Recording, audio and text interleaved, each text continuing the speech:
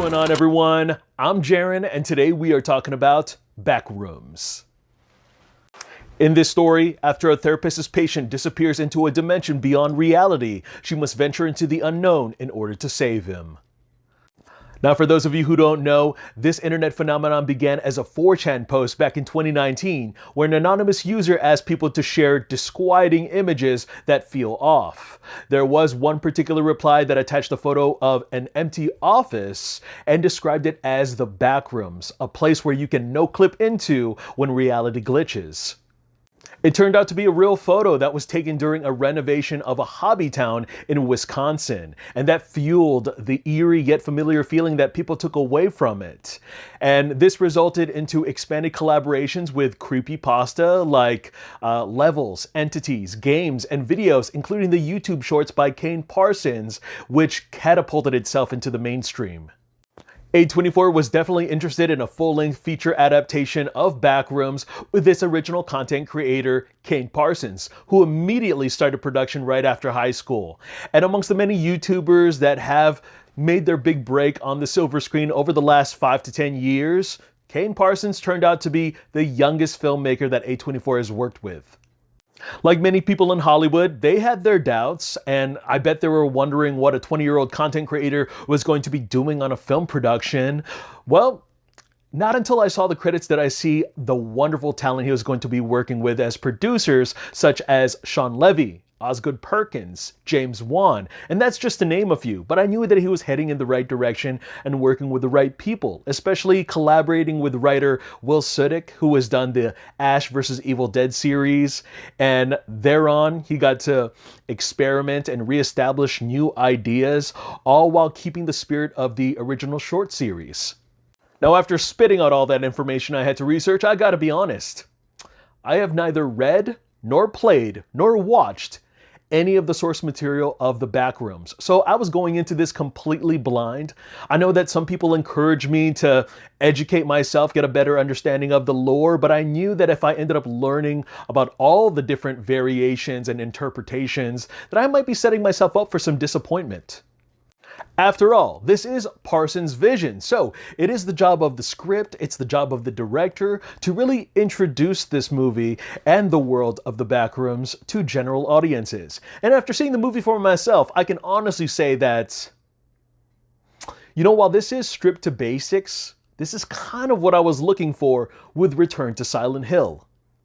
Starting out with the positives, big praises to cinematographer like Jeremy Cox, production designer Danny Vermette, art director Alan Dirksen, and set decorator Trevor Johnston, all of whom who have worked with Osgood Perkins in some degree on his last 3 movies, have helped Parsons bring the Backrooms to life. I mean, starting off with the mono yellow wallpaper, the musty old carpet, the industrial fluorescent lights, with that electrical hum that's just buzzing the whole time, and miles of aberrant infrastructure sprinkled with furniture and office knickknacks.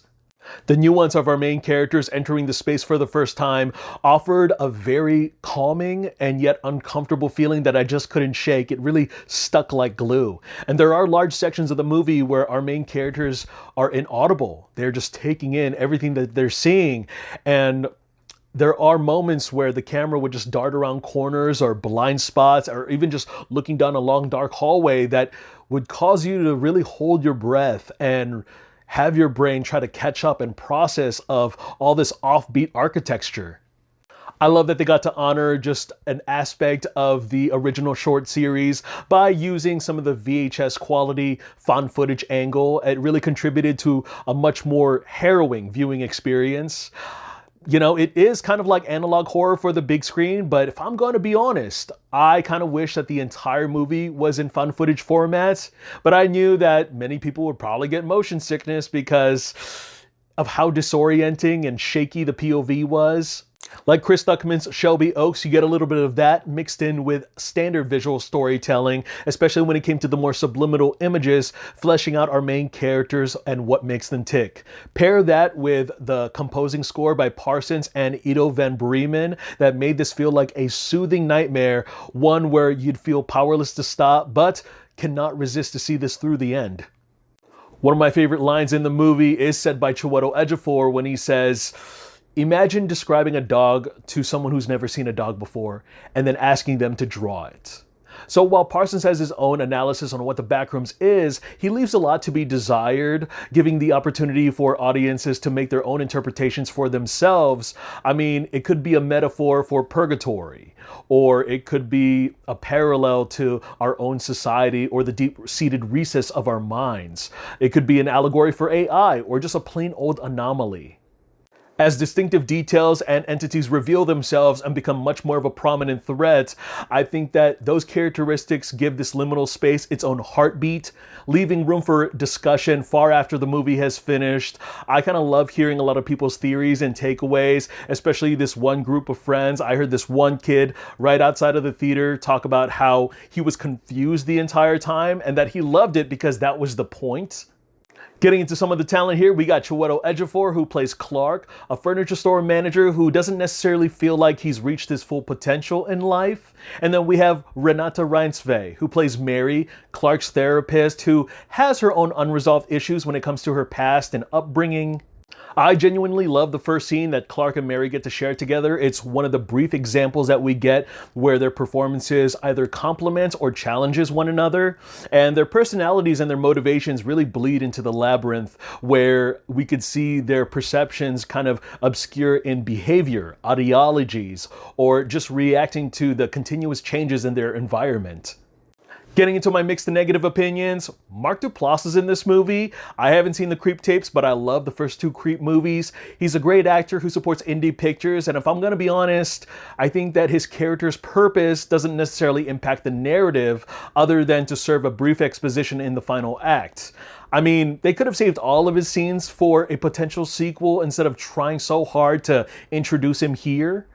I'm sure he'll play a much more vital role in the second movie if and when the studio will greenlight one. It just left me with a lot of questions, and I wish we also got more out of the Mary character, because although the editing does a pretty good job at fleshing her out through flashbacks, I would have wanted a little more depth with the person that we were dealing with in present day. I think it would have added a much more of a punch, especially towards the third act, where she becomes a lot more central focused.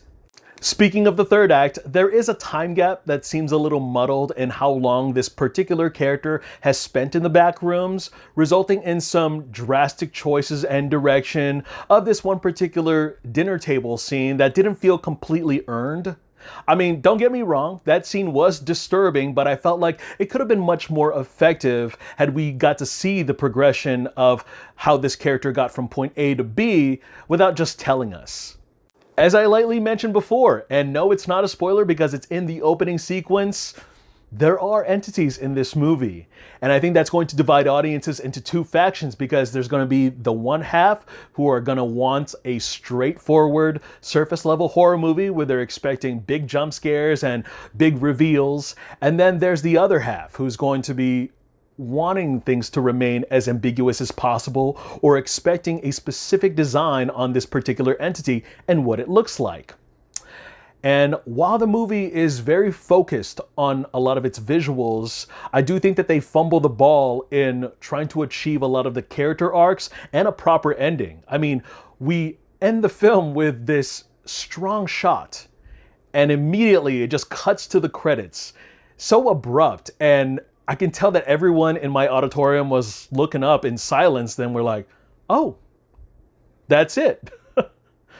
Overall, this is going to be a mixed bag. You're either going to love it or you're going to hate it. I know a lot of my older friends have already seen it, and they've mentioned how just bored and confused that they were the entire time. My younger friends just so happen to love and praise this movie amongst its brilliance of obscurity and parallels. And me, I'm kind of in the middle, but I'm a little more positive on it because I love the weird shit that A24 has to offer. I mean, there were moments where I was just about to doze off completely, and then something would happen, whether it be on the screen or something through its sound design, that would completely pull me back and lock me in.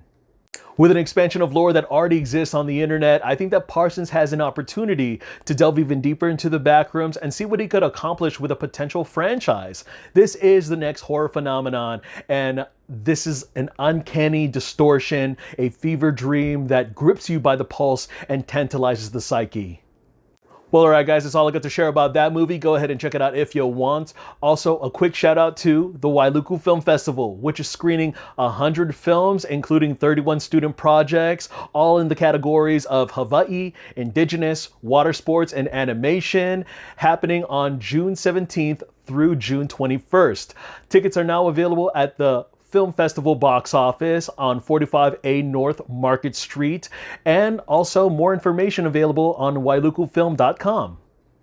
Guys, I'm Jaren Agbanawag. Look forward to more reviews, and I want to thank you guys again for taking some time out of your day to hear me talk some movies. I'll see you guys at the theater. In the meanwhile, take care.